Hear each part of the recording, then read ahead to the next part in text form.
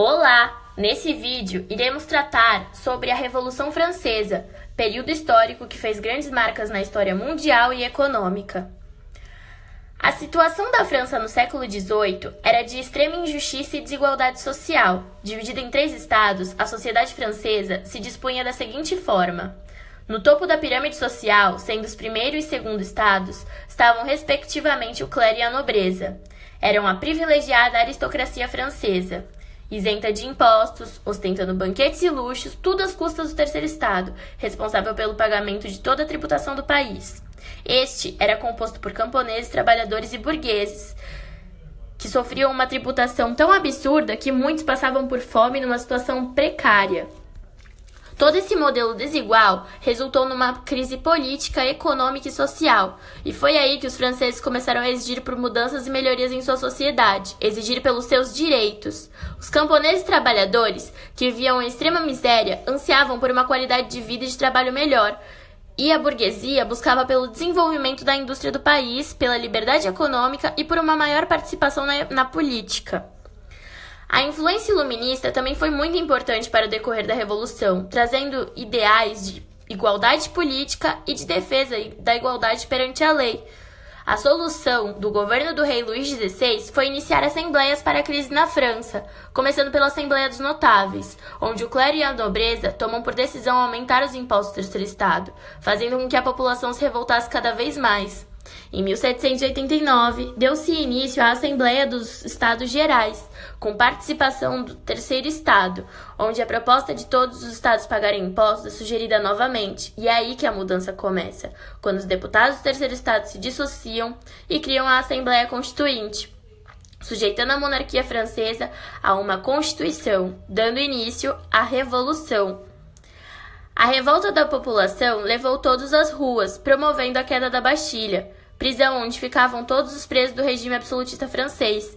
A queda ocorreu no dia 14 de julho de 1789 e foi considerado o grande marco do início da Revolução. Em 26 de agosto de 1789, a Assembleia aprova a Declaração dos Direitos do Homem e do Cidadão.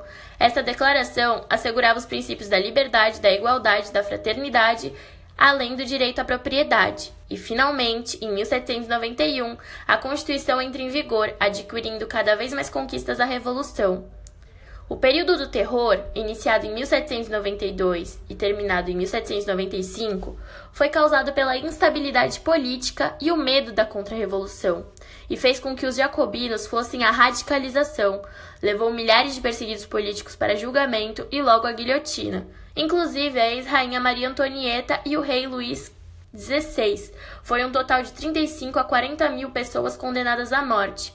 Robespierre, Saint-Just e Danton foram os principais líderes jacobinos, e a ditadura e o terror levaram à queda dos jacobinos e à decapitação de Robespierre e seus dirigentes jacobinos. Fim da Revolução ocorreu em 1799, onde o golpe do 18 de Brumário por Napoleão Bonaparte foi ocasionado. E então, Napoleão assume o poder e o comando da França, trazendo a estabilidade política e o desenvolvimento econômico para o país. Após o fim da Revolução, é aparente a vitória daqueles que estavam sendo até então oprimidos. O mundo começou a passar por uma falsa ideia de liberdade e igualdade, ideias essas que figuram nas constituições de inúmeros países, inclusive na do Brasil, no artigo 5º da Constituição. Em âmbito mundial, temos a tão famosa Carta de Declaração dos Direitos Humanos, que busca transmitir esses direitos a todas as nações. Contudo, ainda vivemos em um mundo totalmente desigual e injusto. Isso ocorre porque erramos completamente ao afirmar que a Revolução foi feita para os menos favorecidos. Ela apenas removeu uma minoria dominante, rei, igreja, nobreza, e colocou outra no lugar, a burguesia. Como o próprio livro cita, a Revolução foi feita pela burguesia para a burguesia, que lucrou e continua lucrando muito com essa mudança no sistema. E a essa evolução damos o nome de capitalismo.